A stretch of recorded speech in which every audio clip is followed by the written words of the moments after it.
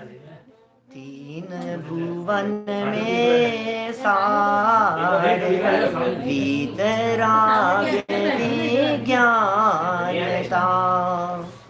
शिव स्वरूप शिवकार, नमहु त्रियोग समारी के। दौलत राम जी द्वारा लिखित यह छेड़ाला नामक ग्रंथ है। बहुत ही सुंदर रचना। सम्यक दृष्टि ज्ञानी जीवों की हमारी यहाँ चर्चा चल रही थी। कैसे होते हैं ज्ञानी जीव, कैसा होता है ज्ञानियों का जीवन। कल हमने यहाँ 10वें 11वें छंद के आधार पर यह बात देखी थी कि भाई जो सम्यक दृष्टि ज्ञानी जीव होते हैं, उन सम्यक दृष्टि ज्ञानी जीवों के 25 दोष नहीं होते। 8 अंग होते हैं सम्यक दृष्टियों के जीवन में। 25 दोषों से रहित होते हैं सम्यक दृष्टि ज्ञानी जीव। वे कौन से अंग हैं और किस प्रकार वे निर्दोष हैं, क्या आप बतला सकते हैं? कौन कौन से दोषों से रहित होते हैं सम्यक दृष्टि? 8 प्रकार के मद नहीं होते और 3 प्रकार की मूढ़ता नहीं होती, 6 अनायतन नहीं होते और शंका आदि 8 दोष भी नहीं होते। और सम्यक दृष्टि ज्ञानी जीव के 8 गुण होते हैं। वो कौन से गुण हैं?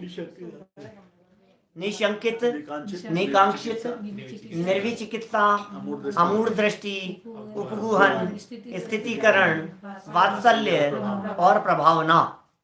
माने सम्यक दृष्टि ज्ञानी जीव के जीवन में ये 8 अंग होते हैं। कल हमने आपको 8 अंगों के संदर्भ में कहा था। ये 8 अंग इतने सुंदर होते हैं कि प्रत्येक ज्ञानी जीव के जीवन में दिखाई देते हैं। और दोषों और गुणों दोनों को ही जान लेना चाहिए। यह बात कही कि जब तक तुम दोषों को जानोगे नहीं, तब तक दोषों को छोड़ोगे कैसे? और जब तक तुम गुणों को जानोगे नहीं, तब तक तुम गुणों को छोड़ोगे कैसे, ग्रहण कैसे करोगे? माने गुणों को ग्रहण करने के लिए जानना, दोषों को छोड़ने के लिए जानना। इस तरह गुण और दोष दोनों ही जानने योग्य हैं। देखिए आप, इतनी बात कहने के उपरांत यहाँ निशंकित आदि 8 अंगों की बात कहना प्रारंभ करने लगे कि ये निशंकित आदि 8 अंग कौन से हैं। मैं बतलाता हूँ आपको। ये सम्यक दृष्टि ज्ञानी जीव की लाइफ स्टाइल किस प्रकार की है, ज्ञानी जीव का जीवन किस प्रकार का होता है। ये जो निशंकित आदि 8 अंग हैं, ये अंग किसके होते हैं? सम्यक दृष्टि के। हाँ हाँ भाई, सम्यक दृष्टि के ही कहे हैं। सुनो, मैं एक अलग हटके बात कहता हूँ। कभी कभी अलग तरह से चिंतन करता हूँ, अलग तरह से सोचता हूँ, तो मुझे ऐसा लगता है कि ये निशंकित आदि 8 अंग सम्यक दृष्टि के तो होते ही हैं क्या। लेकिन जब तक किसी मिथ्या दृष्टि के जीवन में ये निशंकित आदि 8 अंग ना हो, तब तक वो सम्यक दर्शन प्राप्त करने का पात्र भी नहीं होता। क्या कह रहा हूं मैं? वापस ध्यान देना। सम्यक दृष्टि ज्ञानी जीव के 8 अंग होते हैं ना। नाम जिन लोगों को याद नहीं है, वे नाम याद करने का प्रयत्न करें। कौन कौन से नाम है?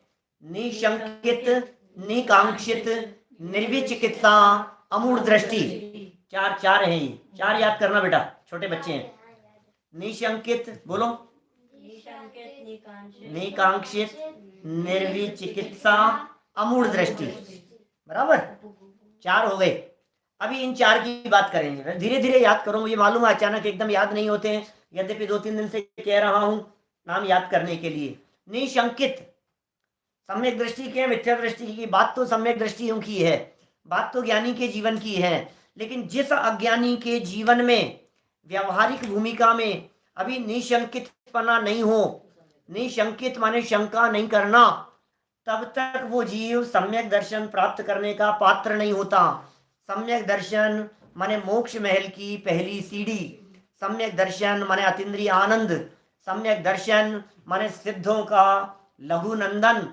सम्यक दर्शन माने मोक्ष के मार्ग की शुरुआत हो गई है। वो सम्यक दर्शन कैसे होगा? वो जीवन में निशंकित पना चाहिए। देखिए, हम यहाँ इस निशंकित आदि अंगों संबंधी लाइन पढ़ते हैं, फिर हम चर्चा करेंगे इन अंगों के संदर्भ में आपसे। बहुत सुंदर लाइनें हैं। मन तो ऐसा करता है कि कुछ दिनों तक इन्हीं 2-4 लाइनों पर रुके रहें, लेकिन ऐसा भी नहीं करेंगे। जिन वच में शंख कान धार वृष भव सुख वांछा भाने, मुनि तन मलिन न देख घिनावे तत्व कुतत्व पिछाने। निज गुण अरु पर अवगुण ढाके वाणिज धर्म बढ़ावे, कामाधिक कर वृषते चिगते निज पर को सुदृढ़ावे। आगे की भी 2 लाइनें बोल लें क्या? धर्मी सौ गौ बच्च प्रीति सम कर निज धर्म दिपावे, इन गुण ते विपरीत दोष वसुतिन को सतत खिपावे। क्या कह रहे हैं? लाइन कहां से शुरू हुई? सिर्फ शब्दों को देखें। जिन वच में शंका न धार, निशंकित, निशंकित, शंका नहीं करना। कैसी शंका नहीं करना? जिनेंद्र भगवान के वचनों में शंका नहीं करना कि साहब जिनेंद्र भगवान के वचन मिलेंगे कहाँ, ये तो बताओ। कि जिनेंद्र भगवान के वचन वो कहलाती है जिन वाणी। वाणी माने वचन, जिन मतलब जिनेंद्र देव, ये जिन वाणी है ना। जिन वाणी मतलब ये भगवान की वाणी है, ये भगवान के शब्द हैं। ये जो बात आपको बोलते हुए दिखाई दे रहे हैं, हम इस गलत फहमी में मत रहना कि हम संजीव गोधा को सुन रहे हैं। ये जिन वाणी सुन रहे हैं। ये बात हमारे घर की नहीं है। हम तो ठीक उसी पोस्टमैन के समान हैं जो घर चिट्ठी लेकर के आया है। ऐसे उदाहरण पुराने लोग सुनते हैं, पुराने समय से चलते आ रहे हैं। नए लोगों ने नहीं सुना होगा। पुराने समय में पोस्टमैन जब घर आता था, चिट्ठी लेकर के, डाकिया आता था, पोस्ट कार्ड होता था। आजकल तो पोस्ट कार्ड के ज़माने ही नहीं है, अंतर्देशी हुआ करता था। हैं, ऐसी चिट्ठियाँ आती थी। और घर के बड़े बुजुर्ग यदि पढ़ना नहीं जानते थे तो वे उस पोस्टमैन को ही कह देते थे कि बाबूजी आप ही पढ़ करके बाँच दो, आप ही बाँच के सुना दो कि इसमें क्या लिखा है। और वो पोस्टमैन उस चिट्ठी को पढ़ करके सुना दिया करता था। जो भी बातें उस चिट्ठी में लिखी होती थी वे बातें पोस्टमैन द्वारा कही हुई नहीं होती थी। वे बातें उनके द्वारा कही हुई लिखी हुई होती थी जिनके यहाँ से चिट्ठी आई है। कोई उस पोस्टमैन की बात को सुनकर यदि उसमें खराब बातें लिखी हुई हो तो पोस्टमैन को बुरा भला कहने लग जाए, भाई इसमें पोस्टमैन की क्या गलती है। कोई उसमें लिखी हुई प्रशंसक बातों को सुनकर पोस्टमैन को उपहार देने लगे तो भाई इसमें पोस्टमैन का कुछ नहीं है। ऐसे ही हम यह कह रहे हैं कि ये आपके नाम चिट्ठी आई है सर्वज्ञ परमात्मा की। चिट्ठी आई है चिट्ठी आई है। कहाँ से? विदेश क्षेत्र से आई है, सिमंदर भगवान की आई है।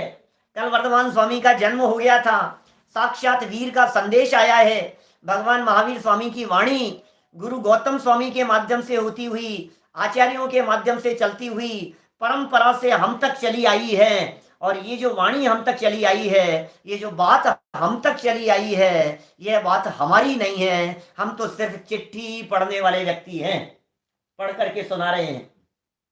तो क्या कह रहे हैं? शंका नहीं करना। अरे ये जो बोलता है हमें इस बात पर भरोसा नहीं हो रहा, ये जो लड़का बोल रहा है हमें इसकी बात पे भरोसा नहीं है। लेकिन भाई यदि यह बात इसके घर की हो, इसके मन की हो, इसके चित्त की हो, इसके अभिप्राय की हो, इसकी मन गढ़ंत हो तो जरूर शंका करना। लेकिन ये तो जिनवाणी की बात है तो शंका करने योग्य नहीं है। भरोसा करना, ये जिनवाणी पर भरोसा कितना जरूरी है। आजकल के बालकों को, आजकल के युवा साथियों को जब हम विश्वास पर बात मानने की कहते हैं तो उनका चित्त स्वीकार नहीं करता। वो कहते हैं तर्क की कसौटी पर बात कस करके दिखाओ, लॉजिकली बात करो। हर व्यक्ति को लॉजिक चाहिए, हर व्यक्ति को यह चाहिए साइंटिफिक तरीके से सिद्ध करके बतलाओ, प्रूफ करके बतलाओ। उसके बिना हम नहीं स्वीकार करेंगे भाई, क्योंकि पता नहीं साइंस के ऊपर इतना भरोसा है जितना जिनेंद्र देव पर नहीं है, जितना वीतरागी संतों पर नहीं है, उससे ज्यादा भरोसा हमारे को वैज्ञानिकों पर हो गया है। आज यदि हम आपको ये बात कहते हैं या जिनवाणी ये बात कहती है कि रात्रि भोजन मत करो, रात्रि भोजन करना ठीक नहीं है, इसमें बहुत हिंसा होती है, तो बात स्वीकार नहीं करता है। शास्त्रों की बातें, शास्त्रों की बातें हैं। और कल यदि न्यूज़पेपर में ये बात छप जाए और वो कहे कि भाई रात्रि भोजन करने वाले से, रात्रि भोजन करने से कोरोना ज्यादा इफेक्टिव होता है, अब देखो कितने लोग करेंगे। बोलो, कोरोना उन लोगों को ज्यादा प्रभावित करता है जो रात्रि में भोजन करते हैं। तो फिर देखो कितने व्हाट्सएप पर घूमेगा वो मैसेज, न्यूज़पेपर की कटिंग जगह जगह पहुंचेगी, देखो न्यूज़पेपर में छपा है, देखो न्यूज़पेपर में छपा है। माने वो न्यूज़पेपर की बात को भगवान से ज्यादा भरोसे वाली मानते हैं।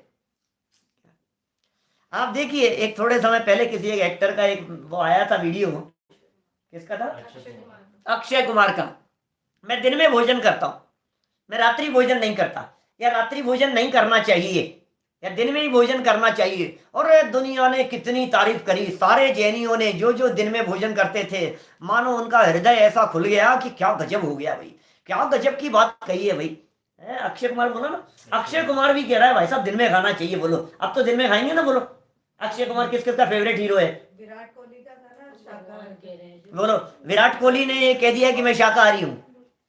विराट कोहली और अनुष्का वो दोनों शाकाहारी हैं। तो लोगों को ऐसा पेपर में आया, आज न्यूज़पेपर में। नहीं, तो अनुष्का पहले से, उसने अभी छोड़ा है। तो उसने अभी छोड़ा है, विराट कोहली ने अभी छोड़ा है, उसने शाकाहारी बन गया वो। तो लोगों को कैसा लगता है, वो कर रहा है, वो कर रहा है। अरे भाई साहब, हम आपसे पूछना चाहते हैं कि हमारे वीतरागी संत, हमारे दिगंबर संत, हमारे मुनिराज, हमारे आचार्य, उनकी इतनी भी कीमत नहीं है? भगवान साक्षात, तीन लोक के नाथ, एक तरफ तो भगवान हमारे को ये कह रहे हैं, हम उनकी बात को मानने को तैयार नहीं है, और दूसरी तरफ इनकी बात मानने को हम तैयार हैं। मैं आपसे पूछता हूं, आज यदि जिन लोगों का नाम लेकर आप ये कह रहे हो कि उन्होंने दिन में भोजन करने की कही है, कल वो किसी शराब का ऐड करते हैं मान लीजिए, तो फिर आप क्या करेंगे? बोलो, वो सिगरेट का ऐड करते हैं, बोलो क्या करेंगे? मानेंगे उनकी बात को? भाई वो हमारे आदर्श नहीं है। हमारा जैन धर्म उनके भरोसे नहीं चलता है, हमारी श्रद्धा के विषय वो नहीं है। हमें इन बातों को स्वीकार करना पड़ेगा। आज साइंटिस्ट यदि किसी भी बात को प्रूव कर देते हैं तो हमें उन पर ज्यादा भरोसा होता है। जैसे देखिए, पेड़ पौधों में जीवन है, वनस्पति होती है, ट्री, पेड़ पौधे छोटे छोटे से, उनमें जीव है, उनमें जीवन है। वनस्पति कायिक जीव होते हैं, एकेंद्रीय जीव होते हैं, और दुनिया इस बात को नहीं मानती थी। जैन आचार्यों ने लिखा है, हजारों वर्षों पहले लिखा है। और अभी लगभग 70-80 वर्ष पहले जगदीश चंद्र बसु, जगदीश चंद्र बोस, उन्होंने ये प्रूव किया कि वनस्पति में जीवन है, और इस बात को प्रूव करने के बेस पर उनको नोबेल पुरस्कार मिला। जगदीश चंद्र बोस को, बसु, इंग्लिश में बोस कहते हैं उनको, जगदीश चंद्र बोस, जगदीश चंद्र बसु।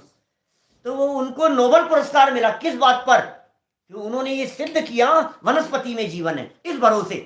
मैं आपसे पूछना चाहता हूं, एक वैज्ञानिक ने वनस्पति में जीवन प्रूव करके दिखा दिया तो उन्हें नोबेल पुरस्कार मिल गया। और हमारे वीतरागी संत हजारों वर्षों से, जिस जमाने में साइंस डेवलप नहीं थी, जिस जमाने में साइंटिस्ट कुछ नहीं थे, जिस जमाने में टेक्नोलॉजी नहीं थी, उस जमाने में आखिर उन्होंने कौन से ज्ञान से ये बातें लिखी कि वनस्पति में जीवन है? बिना छने पानी की एक बूंद में असंख्यात जीव हैं, बिना छने पानी की एक बूंद में, ये लिखा हमारे आचार्यों ने। और आज वैज्ञानिकों ने गिन करके बतला दिए 36,450। ये तो पुरानी खबर है बहुत, हम जब बचपन में 30 साल पहले की खबर है, कम से कम 30-35 साल पहले की। 36,450 जीव बिना चने पानी की एक बूंद में गिन करके वैज्ञानिकों ने बतलाए हैं। हमें वैज्ञानिकों की बात को मानना है। अरे भाई क्या दम है, शंका नहीं होनी चाहिए। शास्त्र कह रहे हैं, जिस तरह से एक बालक को अपने माँ के द्वारा कहे गए वचनों पर भरोसा करना चाहिए, क्योंकि माँ उस बालक का अहित नहीं चाहती है, बुरा नहीं चाहती है, ठीक उसी प्रकार यह जिनवाणी हमारी माँ है। हमारे को जिनवाणी माँ के वचनों पर श्रद्धा होनी चाहिए, भरोसा होना चाहिए। ये वचन जिनेंद्र देव के द्वारा कहे गए हैं, जिनवाणी माँ के माध्यम से हमारे को सुनने को मिल रहे हैं। जिन वच में शंका न धार, पुरातत्व की महिमा आती है, उनकी महिमा आती है, हमारे को शिलालेखों की महिमा आती है। आप जानते हैं शिलालेख क्या होते हैं? मैं शिलालेखों को नकार नहीं रहा हूं, मुझे बहुत प्रसन्नता है कि पुराने प्राचीन शिलालेखों में भी हमारे जैन परंपरा की उन्नति के लिए बहुत सारी बातें और उसकी प्रशंसाजनक बहुत सारी बातें मिलती है। मुझे तो यह कहते हुए भी अत्यंत प्रसन्नता की अनुभूति होती है कि हमारे इस देश का नाम जो भारत है, भारतवर्ष, ये भरत चक्रवर्ती के नाम पर तो है, ये तो हम सब जानते हैं, हम सब बोलते हैं। और आपको एक और गजब की बात बतला दूं, आपको मालूम है केबीसी के इतिहास में कौन बनेगा करोड़पति, अमिताभ बच्चन जो खिलाते हैं, उनके इतिहास में पहली बार एक ऐसी घटना घटी कि इस देश का नाम भारत कैसे पड़ा। 4 ऑप्शन दिए गए और उन 4 ऑप्शंस में उसने गलत ऑप्शन को सही सिद्ध कर दिया। भरत चक्रवर्ती का नाम नहीं लेकर के शायद दुष्यंत पुत्र भरत है या जो दूसरे भरत हैं उनके नाम पर देश के नाम को भारत करने वाला जवाब उसने वहां सही किया। पहली बार ऐसा हुआ, खेल तो खत्म हो गया, लोगों ने टीवी पर देखा। जब इस बात की खबर लगी तो हमारे विद्वान हैं प्रोफेसर वीर सागर जी, कल परसों भी मैंने उनका नाम लिया था, उनको जब इस बात की पता लगी तो उन्होंने प्राचीन आगमों के, हिंदुओं के, जैनियों के, सबके प्रमाण निकाल करके ये सब प्रस्तुत किए और सोनी टीवी वालों के पास में भिजवाए। और सोनी टीवी वालों के पास में गए। उसके बाद में जब केबीसी दोबारा शुरू हुआ कौन बनेगा करोड़पति, तो आपको जान करके आश्चर्य होगा, अमिताभ बच्चन ने भरे मंच पर कौन बनेगा करोड़पति से इस बात को स्वीकार किया कि इस देश का नाम भारत ऋषभ देव के पुत्र भरत चक्रवर्ती के नाम पर पड़ा है। ये पहली बार ऐसा हुआ। बोलो, शिलालेखों में ऐसा। खैर ये तो हमारे पास में आगम के प्रमाण हैं, शास्त्रों के प्रमाण हैं, उनके आधार पर हम बात कहते हैं। मैं शिलालेखों की बात कर रहा था। सबसे प्राचीन शिलालेख मिलते हैं हाथी गुफा अभिलेख, सम्राट खारवेल द्वारा लिखवाए गए। ईसा पूर्व माने ईसा के भी लगभग 200-300 वर्ष पुरानी घटना, पहले की घटना, उससे भी पहले की, ईसा मसीह से भी पहले की। सन 2020 चल रहा है ना, जब ये सन शुरू नहीं हुए थे, इसके 200-300 वर्ष पहले की बात कह रहा हूं, 200 वर्ष पहले की। उस समय सम्राट खारवेल द्वारा ये लिखवाए गए हाथी गुफा नाम का एक अभिलेख, और उसमें हमारे देश का नाम भारतवर्ष ऐसा वहां लिखा हुआ मिला। ये वो अभिलेख है जिसमें सबसे पहले नमो अरिहंताणम और नमो सिद्धाणम का उल्लेख मिलता है। वो लेख हैं सम्राट के द्वारा लिखवाए गए थे। मुझे ये कहना है कि भाई इन शिलालेखों की भी इतनी कीमत नहीं है, क्योंकि वे शिलालेख किसी राजा के द्वारा लिखवाए जाते हैं, अपनी प्रशंसा में लिखवाए जाते हैं। उसमें अपने राज्यकाल का वर्णन है पूरा उस शिलालेख में। किसी कारीगरों के द्वारा लिखे जाते हैं, लिखवाता है राजा, लिखते हैं कारीगर, कर्मचारी लोग, और कहीं से जमीन में खुदा हुआ कोई पत्थर निकला और हमें उसकी बात पर इतना भरोसा हो गया कि वो हमारे लिए जिनवाणी से बढ़कर हो गया। भाई जिनेंद्र भगवान के वचनों पर श्रद्धा करो, जिनवाणी पर श्रद्धा करो। सिर्फ एक श्रद्धा ही ऐसी है जिस श्रद्धा के दम पर ये अपात्र जीव भी पात्र बन जाता है। भरोसा और विश्वास ऐसी चीज है। विश्वास ही तो है जो पत्थर की मूर्ति को भगवान कह करके पुकार रहा है। आप बतलाइए, विश्वास नहीं हो तो पत्थर है और विश्वास हो तो भगवान है। बिना विश्वास के क्या है? आपका भरोसा ही तो है जो आपने उस धातु की प्रतिमा को भगवान कह दिया, वो पत्थर के शिलाखंड को आपने भगवान कह करके पुकारा। ये विश्वास ही तो है, और क्या है? विश्वास बड़ी चीज है। श्रद्धान को सम्यक दर्शन कहा गया है। इस श्रद्धान अंग में माने निशंकित नामक अंग में प्रसिद्ध हुए अंजन चोर। आ गया बच्चा छोटा, एक अंजन नाम का एक चोर वो प्रसिद्ध हुआ है निशंकित नाम के अंग में। कहानी सुनेंगे आप लोग अंजन चोर की कहानी है? कौन था अंजन चोर? क्या था वो? चोरी करता था, उसका नाम अंजन चोर कैसे पड़ गया? क्या वो सच में चोर था? क्या वो सच में बदमाश था? सच में वो बहुत पापी था? आज भी हम लोग अंजन चोर अंजन चोर अंजन चोर कह करके पुकारते हैं। अंजन से की है अकामी। अंजन चोर की कहानी सुना रहा हूं। वो चोर नहीं था, वो एक राजा का बेटा था। अंजन नाम का चोर राजा का बेटा था। वो ज्ञानी था। अभी वर्तमान में वो अंजन भगवान है। उसका नाम भी अंजन नहीं था, उसका नाम था ललित कुमार। ललित कुमार नाम था उसका। चोर नहीं था वो राजा का बेटा था। राजा ने के माध्यम से उसके ऊपर कोई इल्जाम लग गया और व्यभिचार का, कुशील का इल्जाम लगा करके उसे नगर से निकाल दिया। और बेटा तो राजा का था, गलत संगति में पड़ गया, जंगल में इधर उधर भटकता हुआ व्यभिचार करने लगा, कुशील सेवन करने लगा, मदिरा पान करने लगा, वैश्य सेवन करने लगा, न मालूम क्या क्या उटपटांग पाप करने लगा। और करते करते वहां जंगल में रहते रहते उसने कोई एक विद्या सीख ली और उस विद्या के बल पर, उस शक्ति के बल पर, उस सामर्थ्य के बल पर उस अंजन नामक चोर ने, माने ललित नामक चोर ने एक ऐसा अंजन बना लिया। अंजन माने होता है काजल, काजल, काजल ना आंखों में लगाते हैं, एक काजल बना लिया जिसे आंखों में लगाते ही वो गायब हो जाता था, मिस्टर इंडिया की जैसे। मिस्टर इंडिया घड़ी पहन करके गायब हो जाता था, ऐसे ही वो आंख में काजल लगा करके गायब हो जाता था। फिर क्या था, चोरी करने लगा, खूब काम करने लगा। अब तो कुशल हो गया, वो बहुत चतुर हो गया, उसका नाम ही अंजन चोर पड़ गया। कोई आता है ऐसा, गायब होकर के आता है और सामान अचानक गायब हो जाते हैं, सामान उड़ते हुए नजर आते हैं कभी कभी। ऐसे ऐसे अजीबोगरीब घटनाएं दिखने लगी नगर में। एक दिन क्या हुआ कि वो अंजन नामक जो ये चोर है, ये जिस स्त्री पर मोहित था, उसने रानी के एक हार को देखा, डायमंड सेट को, और लगा मुझे तो ये हार चाहिए। तो अंजन चोर के आने पर उस लड़की ने ये कहा कि मुझे तो वो रानी का हार चाहिए, बस मैं तो कुछ नहीं जानती। ये बेचारा मोहित था उसके ऊपर। और जैसे ही अंजन चोर ने ये बात सुनी, अरे ये तो मेरे बाएं हाथ का काम है, क्या है, मैं तो अंजन चोर अभी आंखों में काजल लगा करके जाऊंगा, गायब हो जाऊंगा और ले आऊंगा, उसमें क्या है, चोरी करके ले आऊंगा मैं तो, किसी को पता भी नहीं लगेगा। उसी रात को, चतुर्दशी की रात्रि थी, और उसी दिन रात को वो तो चला गया, आंख में काजल लगाया, अंधकारमयी रात्रि थी, कृष्ण पक्ष की चतुर्दशी का दिन था, चंद्रमा भी नहीं था आसमान में, बिल्कुल काली रात्रि, अंधेरे में काजल लगा करके और अदृश्य होकर के चला गया।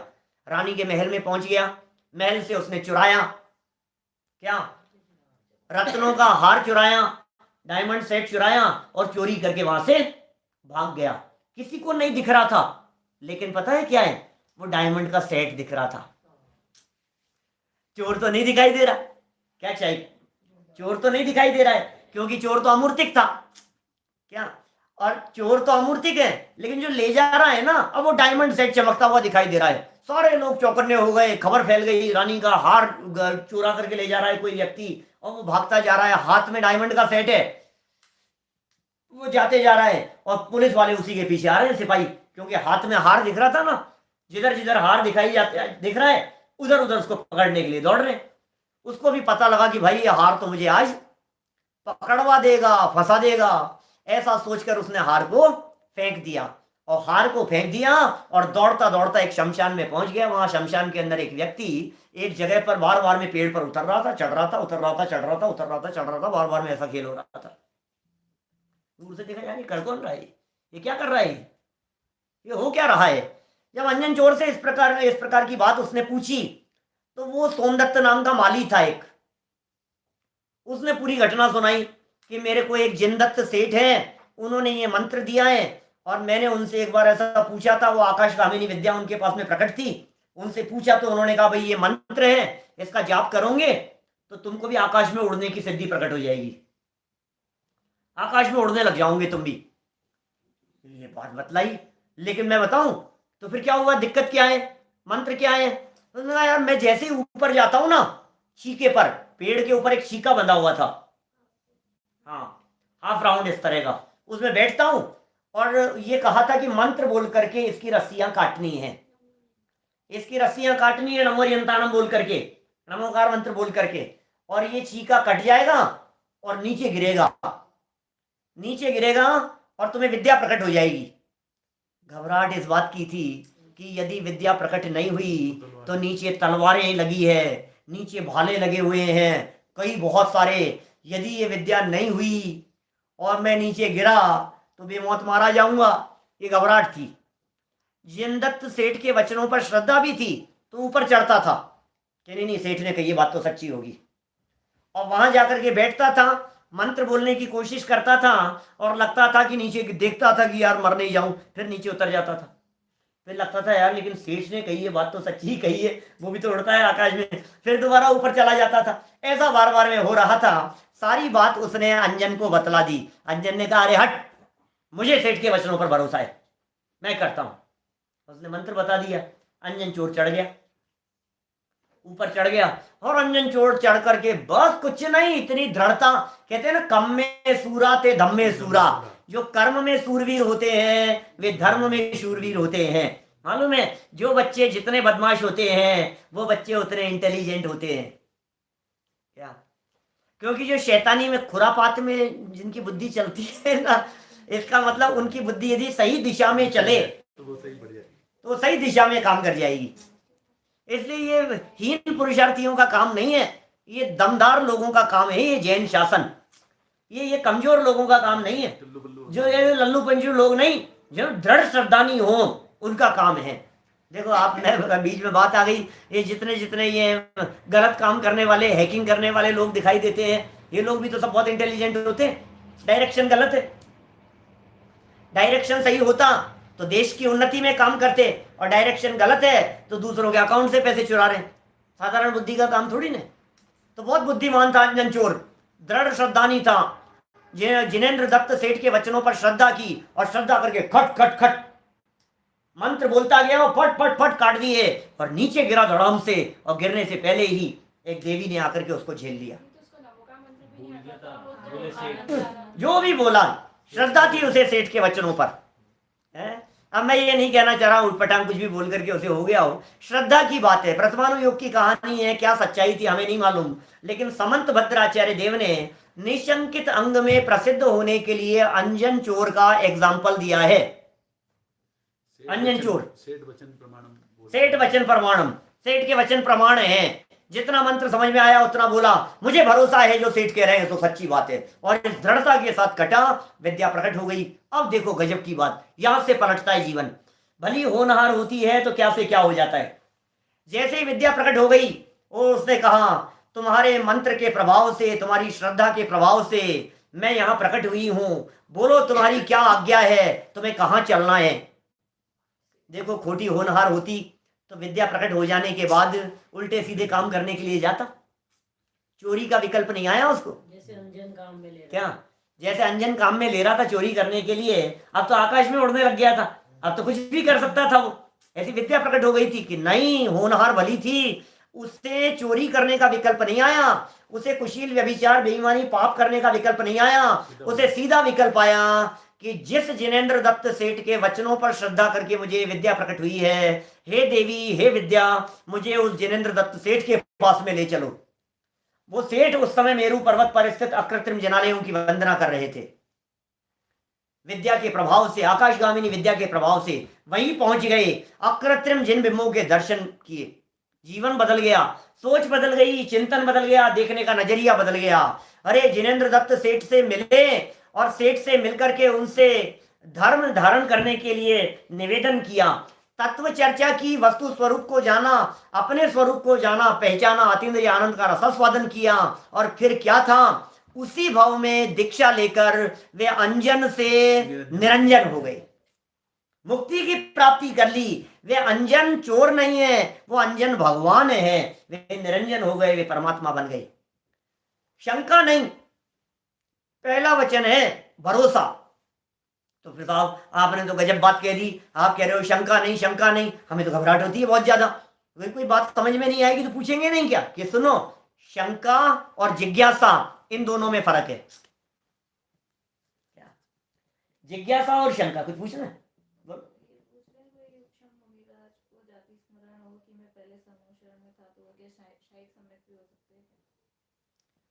नहीं, नहीं हो सकते।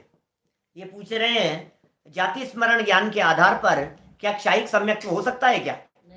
नहीं हो सकता। कोई औपशमिक मुनिराज है, क्षयोपशमिक मुनिराज है, जाति स्मरण हुआ और जाति स्मरण में बात आई कि मैं पहले समूह चरण में था, तो हो जाएगा? नहीं, साक्षात केवली और श्रुत केवली का पादमूल चाहिए क्षायिक सम्यक दर्शन की प्राप्ति के लिए।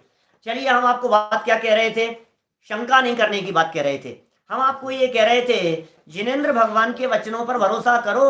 अरे आज कितने लोग दिखाई देते हैं, ऐसे छोटे छोटे से बच्चे तर्क करते हैं, किसने देखा स्वर्ग? हम नहीं मानते। किसने देखा नरक, हम नहीं मानते। किसने देखे विदेश क्षेत्र, किसने देखे पंचमेरु, किसने देखा नंदीश्वर। और कभी कभी तो आश्चर्य जब होता है, जब युवा पीढ़ी तो छोड़ो, जब हम पुराने लोगों से बात करते हैं, आप जैसे बुजुर्ग लोगों से बात करते हैं, तो पता है क्या कहते हैं?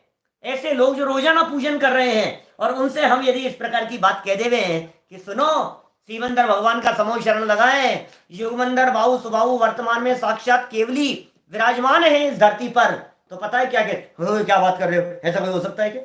नहीं तीर्थंकर अभी अभी कहाँ है, तो सब तुम रोज बोल रहे हो विद्यमान श्री 20 तीर्थंकर सिद्ध प्रभु के गुण गाऊं। क्या विद्यमान श्री 20 तीर्थंकर सिद्ध प्रभु के गुण गाऊं रोज बोलते हो, और तुम्हें भरोसा नहीं है कि ये कौन है विद्यमान श्री 20 तीर्थंकर, उस पर भरोसा नहीं है। बेटा ये हिलता है ना, तो ये हिलता है, तो पता है क्या है, हमें नहीं होता भरोसा। तो ये कह रहे हैं भरोसा रखो भाई, जिन वचन है असत्य क्यों बोलेंगे। मैं आपसे ये पूछना चाहता हूं, प्रयोजनभूत बातों के संदर्भ में जिन्होंने कभी असत्य नहीं कहा, वे अप्रयोजनभूत बातों के संदर्भ में असत्य क्यों बोलेंगे। ये जिनेंद्र देव के वचन हैं, ये वीतरागियों के वचन हैं। ये वचन कहने वाले जीव राग से रहित हैं। ये वचन कहने वाले जीवों को लोभ लालच नहीं है। ये वचन कहने वाले लोगों को अभिमान नहीं है, घमंड नहीं है, किसी तरह यश प्रतिष्ठा का लालच नहीं है। तो जो बातें जिनेंद्र देव के वचनों में, जिनवाणी में वीतरागी संतों ने कही है, वे सारी बातें सच्ची है, वे सारी बातें भरोसा करने योग्य है। चलिए, प्रश्न है सोते सोते प्रवचन सुनने में पाप लगता है क्या? बोलो क्या करें? यदि आप बिल्कुल अशक्त हैं तो फल परिणामों के हिसाब से लगेगा, कोई बात नहीं। लेकिन यदि आप में सामर्थ्य है, आप प्रमाद के वश लेटे हुए हैं, तो निश्चित तौर पर दोष तो लगेगा, प्रमाद का दोष लगेगा। इसलिए सीधे बैठ करके जिन वचन सुने, सावधान होकर के जिन वचन सुने। हाँ, शक्ति नहीं है, बहुत थके हुए हैं, बैठ नहीं पा रहे हैं, ऐसी स्थिति में क्या करें? घर में बैठे हुए हैं और टीवी पर चल रहा है, कोई काम कर रहे हैं, समय नहीं मिल रहा है, तो कोई बात नहीं। फिर मैं ये कहूँगा कि नहीं करने की तुलना में करना बेटर है। भाई 3 चीजें हैं, नहीं कर रहे हो उसकी तुलना में करना अच्छा है, और कर रहे हो उसकी तुलना में अच्छे से करना अच्छा है। अच्छे से करो, विनम्रता से बैठो, सावधानी से बैठो, अच्छे प्रमाद छोड़ करके बैठो, आलस्य का त्याग करके बैठो, अच्छे से बैठ करके जिन वचन सुनो। अब ये घर घर में चल रहे हैं ना, अभी क्या हो रहा है कोरोना की इस परिस्थिति में, घर घर में जनवाणी की चर्चाएं चल रही है, टीवी पर चल रहे हैं, चैनलों पर चल रहे हैं, ये लाइव सुन रहे हैं। ऐसे इतने हजारों लोग लाइव सुनते हैं रोजाना, कितने लोगों के चलते रहते हैं सबके। तो मेरा कहने का मतलब ये है, प्रमाद मत करो, आलस्य मत करो। हाँ, आपने 6 घंटा सीधे कमर करके सुन लिया, 4-6 घंटा 8 घंटा, अब और सुनने का मन है तो क्या करें? तुम लेटे लेटे सुन लो यार, कोई बात नहीं। माने क्या करें साहब, हमसे सीधा नहीं बैठा जा रहा है और प्रवचन सुनने के लिए मना कर दिया, तो फिर क्या करें? टीवी चला करके बैठे, लेटे लेटे टीवी देखने में दिक्कत नहीं है कि सुन, लेटे लेटे टीवी देखने से अच्छा है लेटे लेटे प्रवचन सुन लेना। समझ में आ रही है बात? काम करते करते भी सुने जा सकते हैं, वही तो कह रहा हूं मैं। काम करते करते सुनने में भी कोई बाधा नहीं है, क्योंकि आपके पास में समय कम मिलता है और आप ज्यादा समय इसमें देना चाहते हो तो सुन लो। लेकिन बेटर ये है यदि आप बैठ करके सुन सको तो ज्यादा बेटर है। चलिए, निशंकितपन की चर्चा हुई, मैं कुछ एक विशेष बात कह रहा था शंका और जिज्ञासा के संदर्भ में। ऐसा प्रश्न नहीं पूछेंगे हमें हमें हमें कोई बात समझ में नहीं आ रही है तो पूछेंगे नहीं पूछे? बोलो, कोई बात नहीं ख्याल में आ रही है तो हम पूछे नहीं? पूछना है वो जिज्ञासा है, समझने के लिए पूछना जिज्ञासा है, और अपनी बात कह करके जिनवाणी के वचनों के ऊपर प्रश्न चिन्ह खड़ा कर देना, समझ रहे हैं आप? ये शंका है। सम्यक दृष्टि ज्ञानी जीव निशंकित अंग का तो धारी है, लेकिन जिज्ञासा सम्यक दृष्टियों को भी हो सकती है, जिज्ञासा पंचम गुणस्थानवर्तियों को भी हो सकती है, जिज्ञासा 6ठे-7वें गुणस्थानवर्ती मुनिराजों को भी हो सकती है। कल तो सुनाया था हमने भगवान महावीर पे व्याख्यान करते हुए, 2 मुनिराजों को जिज्ञासा हुई, विकल्प खड़ा हुआ, उन्हें जानना है बात को, तो जिज्ञासा पूर्वक पूछो, समझने के लिए पूछो। कोई बात नहीं समझ में आ रही हो उसे जानने के लिए पूछो, लेकिन आप ऐसा मत पूछो नहीं नहीं नहीं साहब ये तो सही नहीं है, गलत है ये बात, हम नहीं मानते इन सब बातों को। आदमी चंद्रमा पर गया है कि नहीं, हम नहीं मानते इन बातों को, कि भैया तुम क्यों नहीं मान रहे, ये बताओ। क्या बात कर रहे हो, साइंटिस्ट कह रहे हैं, अरे जिनवाणी कुछ कह रही है उस पर श्रद्धा करो। मैंने आधी लाइन पढ़ी है, अभी आधी और पढ़ता हूं, बड़ी गजब की लाइनें हैं। निशंकित पना होना चाहिए जीवन में, अरे दृढ़ता होनी चाहिए, विश्वास होना चाहिए, भरोसा होना चाहिए, उत्साह होना चाहिए। ख्याल में आ रही है बात? जिन वच में शंका न धार, वृष भव सुख वांछा वाने, मुनि तन मलिन न देख घिनावे, तत्व कुतत्व पिछाने। क्या कह रहे हैं? जिन वच में शंका न धार, जिनेंद्र भगवान के वचनों में शंका नहीं, निशंकित पना हो गया।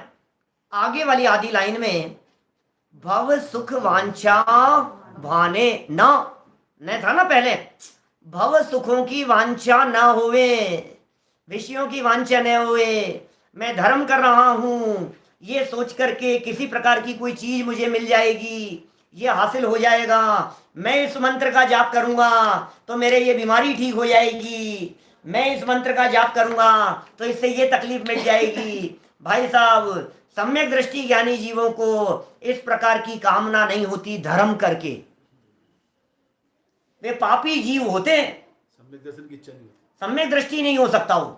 सम्यक दृष्टि को लौकिक इच्छा तो है ही नहीं, सम्यक दर्शन की भी इच्छा नहीं है। क्या? की इच्छा, मोक्ष की इच्छा नहीं है, मुक्ति की इच्छा नहीं है। ज्ञानियों का जीवन होता है भाई साहब, बड़ा गजब का होता है ज्ञानियों का जीवन। भोगों की कांक्षा जिसके जीवन में हो, मैं आपसे पूछता हूं क्या वो सम्यक दर्शन का पात्र हो सकता है? जिसकी लाइफ में अभी भगवान की वाणी पे श्रद्धा नहीं हो, क्या वो सम्यक दर्शन प्राप्त कर सकता है? इसलिए सम्यक दर्शन प्राप्त करने के पहले हमें भरोसा करना पड़ेगा। सम्यक दर्शन प्राप्त करने के पहले हमारे को कांक्षाओं को छोड़ना पड़ेगा, भोगों की तरफ से दृष्टि हटानी पड़ेगी। आपको मालूम है निकांक्षित अंग में कौन प्रसिद्ध हुआ? एक और स्टोरी सुनाता हूं, निकांक्षित अंग की स्टोरी भी सुनाता हूं। सुनो सुनो, कौन था निकांक्षित अंग में, कौन प्रसिद्ध हुआ? जल्दी बोलो। सामंत भद्राचार्य क्या कहते हैं? अनंतमती। अनंतमती, अरे भाई कहानी पढ़ते सुनते हैं रोंगटे खड़े हो जाते। 8 साल की बालिका थी, छोटी सी बालिका, अनंतमती नाम था उसका। छोटी सी बच्ची थी, माता पिता के साथ में, सेठ की पुत्री थी, नगर सेठ की पुत्री, और माता पिता के साथ में मुनिराज के दर्शन करने के लिए गई।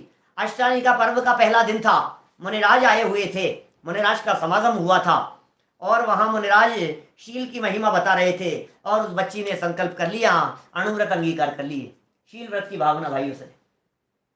छोटी सी 8 साल की बच्ची। बात खत्म हो गई, मुनिराज चले गए, सब खत्म हो गई बात, बात गई रात गई, सब खत्म हो गई बात। वो 8-10 साल और निकल गए, जीवन बड़ा हो गया, 16-17 साल की हुई, गार्डन में अपनी सहेलियों के साथ में खेल रही थी। देखो आप कैसा पाप कर्म का उदय। अत्यंत सुंदर कन्या वो अनंतमती, उसके रूप को देख करके वहां ऊपर से गुजरता हुआ एक विद्याधर, वो विद्याधर उसके रूप पर मोहित हो गया और विद्याधर उसे उड़ा करके ले गया अपने साथ में। कैसा पाप कर्म का उदय आया, उस पर मोहित हो गया। विद्याधर मनुष्य गति के जीव होते हैं, मालूम है आपको। और उठा करके ले गया अनंतमती को और ले जा रहा था कहीं विजयार्थ की तरफ। ले जाते अचानक उसने दूर से अपनी वाइफ को आते हुए देखा, पत्नी को आते हुए देखा, और घबरा गया। वो देख लेगी अभी, और उसने वहीं जंगल में, बीच जंगल में, उसने विमान से नीचे उस लड़की को पटक दिया, अनंतमती को। देखो कैसा पाप कर्म का उदय आया, जंगल में गिर गई। अब क्या करे वो, अब घूमती रही, भटकती रही बेचारी जंगल में घूमती रही। अचानक फिर एक ऐसी घटना घटी कि जंगल में वहां एक भील रहता था, जंगल में अपना अधिकार जमाए हुए। उस भील ने उसे देखा, अत्यंत सुंदर रूपवान, ये अंधकार में रात्रि में दिखाई दे रही है लड़की, चमकती हुई इतनी सुंदर कन्या, ये तो कोई देवी जैसी लिखती है और मेरे भाग्य से मुझे मिली है। उठा करके ले गया, उस पर मोहित हो गया। इसने बहुत मना किया, फटकारा उसके ऊपर, मानी नहीं है। और वो भील भी तैयार नहीं, मतलब वो बलात्कार करने लगा इसका। अचानक वहां वन देवी प्रकट हो गई और उसने भील के चंगुल से इसको छुड़ाया और ललकारा भील को कि ये शीलवती लड़की है, इसके ऊपर किसी भी तरह से खोटी दृष्टि डालना योग्य नहीं है। डर गया वो भील डर गया। उसने दूसरे दिन सुबह उस लड़की को ले जाकर के एक वैश्या को बेच दिया। क्या करे, नहीं वैश्या को नहीं, एक सेठ को बेच दिया।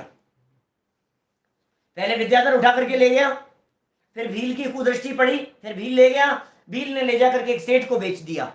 सेठ को बेच दिया तो सेठ अपने घर ले गया। लड़की ने सोचा कि ये पिता तुल्य हैं, इनके घर रहूंगी, पिता जैसे रहेंगे, लेकिन वो सेठ भी मोहित हो गया उसके रूप को देख करके, और सेठ भी उल्टी सीधी बातें, प्यार भरी बातें करने लगा। तो इसने मना किया कि आप मेरे पिता तुल्य हो, आप कैसी बातें करते हो, मैंने तो ये सोचा था कि मेरे को मेरे पिता जैसे मिल गए हैं, आपके घर में शांति से रहूंगी, लेकिन प्यार से नहीं आया वो बस में। तो ये लड़की मानी नहीं, इसने मारपीट की, आपस में छीना झपटी हुई। तो उसने कहा ये लड़की तो बस में आने वाली नहीं है। तो सेठ ने फिर उस अनंतमती को वहां से वैश्या को बेच दिया। सेठ ने वैश्या को बेच दिया। वैश्या ने सोचा इतनी सुंदर कन्या मेरे पास में आई है, मैं तो बहुत पैसे कमाऊंगी इसके माध्यम से, ये सोच करके उसने अपने यहाँ बिठा लिया। लेकिन वो तो टस से मस नहीं हुई, उसने तो प्रतिज्ञा ली हुई थी, वो तो अपने शील में दृढ़ थी, तेरे को बहुत पैसा दूंगी, क्या तेरे को धन से भर दूंगी। सेठ ने भी खूब प्रलोभन दिए थे और भील ने भी खूब प्रलोभन दिए थे। सेठ ने कहा तेरे को रानी जैसी रखूंगा मैं, ये वैश्या कह रही है तेरे को इतने धन से तोल दूंगी, तू कल्पना नहीं कर सकती है। तैयार नहीं हुई, मानी नहीं। जब ये मानी नहीं, तैयार नहीं हुई, तो उसने फिर ले जा करके उसे राजा के हवाले कर दिया। वैश्या ने राजा की आगे तो किसी की चलती नहीं, राजा के पास में चले गई। राजा भी इसी तरह से उसके ऊपर मोहित हो गए। देखो आप एक के बाद एक कहां से कहां पहुंचती चले गई। जब राजा भी इस प्रकार का निकला तो फिर वहां एक देवी प्रकट हुई, और देवी ने प्रकट होकर के राजा को धमकाया। डर गया राजा, सिंहरथ राजा था, वो डर गया और उसने उसको जंगल में छुड़वा दिया, वापस सिपाहियों को कह करके तो जंगल में छोड़ दिया। अब बेचारी कहां से, कोई रास्ते नहीं जानती, कोई पता नहीं है कहां जाए क्या करे। लेकिन समय बदल गया, बहुत पाप और बहुत दुख सहे थे। अब उसे सामने से आता हुआ एक आरिकाओं का संग दिखाई दिया, और आरिकाओं का संग देख करके वह आरिकाओं के संग में चले गई, और वह आरिका माता को अपनी पूरी दुखद दास्तां सुनाई, और वह आरिका के व्रत अंगीकार कर लिए। देखो आप, वो दृढ़ता में प्रसिद्ध हुई। उसे कितने भी प्रकार के प्रलोभन क्यों नहीं दिए गए, लेकिन वो प्रलोभनों के वश में आकर के उसने धर्म को नहीं छोड़ा। समझ में आ रही है बात? एक तरफ भोग है, पैसा है, धन है, संपत्ति है, और दूसरी तरफ क्या है? दूसरी तरफ ये धर्म है, नियम है, प्रतिज्ञा है, व्रत है। उसने व्रत नहीं छोड़े, नियम नहीं छोड़ा, संकल्प नहीं छोड़े, नियम भंग नहीं किए, कांक्षा नहीं रखी, निकांक्षित अंग में प्रसिद्ध हुई। उधर से उसके माता पिता भी तलाश रहे थे बेचारे, तलाशते घूमते फिरते हुए, यात्रा करते हुए वो कहीं पहुंचे। वो अपने भाई के घर पहुंचे, अपने साले के घर पहुंचे, वो ससुराल पहुंचे, और वहां उन्होंने अचानक देखा तो एक बाहर रंगोली बनी हुई थी। देखते ही उसे याद आ गया कि मेरी बच्ची भी ऐसी रंगोली बनाती थी, ये तो उसी की डिजाइन लगती है। पूछा तो पता लगा कि ये रंगोली तो एक आरिका आई थी यहाँ आहार के लिए, उन्होंने बनाई थी। तो पता लगा तो वहां आरिकाओं के संग में पहुंच गए और अपनी बेटी से मिल ली। बाद में बेटी को समझाया, चलो बेटी अच्छा विवाह कराएंगे, शादी कराएंगे तुम्हारी, बहुत समझाया। उसने कहा नहीं, अब तो मैं मुक्ति स्त्री से वर्ण करने के लिए कदम बढ़ा चुकी हूँ। अब तो आरिका, उस समय आरिका बनी हुई आरिकाओं के संग में रह रही थी। अब आरिका दीक्षा ले ली, फिर उसने बाद में संयम अंगीकार किया, जीवन पूरा करके वे स्वर्ग में चले गई। लेकिन वो प्रसिद्ध हुई निकांक्षित नाम के अंग में, कोई कांक्षा नहीं। अरे आत्मा के अतीन्द्रिय आनंद के पीछे ये विषय भोगों का आनंद कुछ नहीं है। जिसे अंदर का आनंद आता है उसे बाहर में आनंद नहीं आता है। ये अंदर का रस कुछ अपूर्व हुआ करता है, ये आत्मा का रस है। विषयों का रस आत्मा के रस की रंच मात्र भी बराबर नहीं कर सकता है। आनंद के झरने झरते हैं फिर प्रदेशों में। पंचम गुणस्थानवर्ती हो गई वो। तो भव सुख की वांछा, बोलो भोगों की वांछा, उच्छिष्ट भोजी कहकर के पुकारा है। दादा ने कहानी लिखी उच्छिष्ट भोजी। अरे भाई, इन भोगों को तूने अनंत बार ग्रहण करके छोड़ा है, अनंत बार भोग भोगे हैं। मैं चक्री पद पाए निरंतर भोगे भोग घनेरे, और तो भी तनिक भय नहीं पूर्ण भोग मनोरथ मेरे। इच्छाएं पूरी नहीं होती, आकांक्षाएं पूरी नहीं होती, भोगों के प्रति घृणा नहीं आती। आवे न तुझे गलानी भोगन में, अरे नर क्या हो गया है तुझे, तुझे इसमें घृणा नहीं आती, तुझे इसमें घृणा का भाव नहीं आता है। तेरे को ये भोग कैसे अच्छे लगते हैं, तुझे आत्मा का आनंद नहीं सुहाता है, तुझे अंदर आत्म तत्व की चर्चा सुहाती नहीं है। ये कितनी सुंदर चर्चाएं हैं, ये जिन वचन और जिनवाणी की चर्चाएं हमें हमारे महाभाग्य से मिल गई है भाई, ये महाभाग्य से मिल गई है। ये साधारण नहीं है, ये सबके नसीब में नहीं होती, ये हमें हमारे नसीब से मिल गई है। ये भोगों की इच्छा जिसको नहीं हो, स्वर्गों की वांछा जिसको नहीं हो, जो व्यक्ति ये सोच करके बैठा हो चलो यार कोरोना चल रहा है, चलो यार मंत्र का जाप कर लो, इसके जाप करने से ये भी हो जाएगा। लोग तो मालूम क्या क्या जाप के लिए बैठे हुए।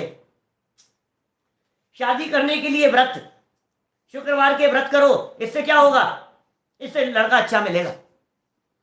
मंगलवार के व्रत करो, इससे ऐसा होगा। रविवार के व्रत करो, इससे ऐसा होगा। और कदाचित कुछ अच्छा होनहार हो और ऐसा हो जाए तो ब्रह्म पुष्ट हो जाता है। देख तूने ऐसे व्रत किए थे ना शुक्रवार के, इसलिए तुझे ऐसा लड़का मिला है। ऐसा ब्रह्म पुष्ट हो जाता है। क्या करें ऐसे। भक्तामर बहुत विशुद्ध काव्य है। भगवान आदिनाथ की बहुत सुंदर स्तुति की गई है। भक्तामर नामक महाकाव्य में इतनी सुंदर चर्चा की है जिनेंद्र भगवान के वचनों की, जिन वचनों की, वीतरागी भगवान की, अरहंत सिद्ध भगवान की, तीन लोक के नाथ की, आदिनाथ भगवान की। रंच मात्र भी कर्तापन का पोषण नहीं है। रंच मात्र भी उस स्तुति के अंदर कर्तापन नहीं बतलाया गया है। वीतरागी भगवान की स्तुति वीतराग भाव से की गई है, लेकिन नहीं समझने वाले लोग, ना समझ लोग न मालूम उससे अपनी किन किन मान्यताओं का पोषण करते हैं। मंत्रों से इलाज करने की परंपराएं चल रही है। लोग ऐसा कह रहे हैं देखो वहां मंत्रों से ये हो गया, देखो इस मंत्र से ये हो गया। अरे भाई मंत्रों में शक्ति होती है, लेकिन मंत्रों से तू ये भोगों को चाहता है, ये तो ठीक नहीं है। तू मंत्र सिद्धि करके ये सोचे कि ये लड़की मेरे वश में आ जाए, तो ये तूने क्या किया ये तो बता। तू मंत्र सिद्धि करके सोचे कि मेरे ये जो है ना इसकी संपत्ति ये मेरी हो जाए, तो तूने ये क्या किया ये तो बतला। ये तेरी मान्यता तो अच्छी नहीं है, तेरी सोच तो अच्छी नहीं है। तूने इस मंत्र की सिद्धि किस लिए की है? भोगों के लिए। हम कह रहे हैं भोगों में सुख नहीं है, तो तेरी जो ये मान्यता है, यह मान्यता खोटी मान्यता है। जिस व्यक्ति को भोगों की इच्छा नहीं होती, भोगों के प्रति तड़प नहीं होती, देखो ज्ञानी के भी भोग होते हैं जीवन में। ज्ञानी सम्यक दृष्टि कोई विरक्त नहीं हो गया है, मुनिराज नहीं हो गया है। ज्ञानी के भी जीवन में भोग होंगे, लेकिन अनर्गल भोग की प्रवृत्ति नहीं होगी। मर्यादा में रह करके भोग होते हैं। ज्ञानी के जीवन में अमर्यादित नहीं होते। इस तरह से भोगों की कांक्षा और भोगों की वांछा से जो रहित होते हैं, वे जीव सम्यक दर्शन प्राप्त करने के पात्र हुआ करते हैं। ये अंगों की चर्चा चल रही है, ये उन अंगों की चर्चा चल रही है जो अंग यदि जीवन में उतरे तो ये जीव अल्प काल में सम्यक दर्शन की प्राप्ति कर लेता है। ये सम्यक दृष्टि ज्ञानी जीव के लाइफ स्टाइल की चर्चा चल रही है। अभी हमने सिर्फ 2 अंगों की चर्चा की है, अभी तो 6 अंग और बाकी हैं। 6 अंगों की कहानियां और बाकी हैं। भाव होगा तो 6 की कहानियां सुनाऊंगा, और भाव नहीं होगा तो 2-3 तो सुनाऊंगा ही सुनाऊंगा। सुंदर चर्चा है, आकर्षक चर्चा है, एक एक सुनाएंगे। देखो कहानियां सुनाएंगे, इनकी चर्चा करेंगे। 2 अंगों की चर्चा भी की है। अपने जीवन में निशंकित और निकांक्षितपन का पालन करते हुए हम सम्यक दर्शन प्रकट करने के पात्र बने, और यदि सम्यक दर्शन हो गया हो तो हमारे सम्यक दर्शन को निर्मल बनाए रखने की भावना भावें। हम सभी का जीवन इतना उज्जवल हो, इसी भावना से हम बात को यहीं विराम देते हैं। फिर मिलेंगे प्रातःकालीन सुबह 9:20 पे, और 6 डाला में शाम को वही 8 बजे। ओम नमः शिवाय।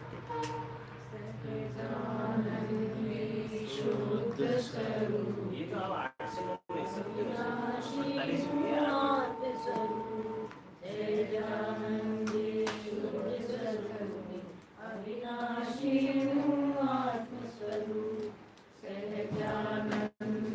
शुद्ध स्वरूपी अविनाशी हूँ आत्म स्वरूप, सूझे लोकालोक वाणी मस्तक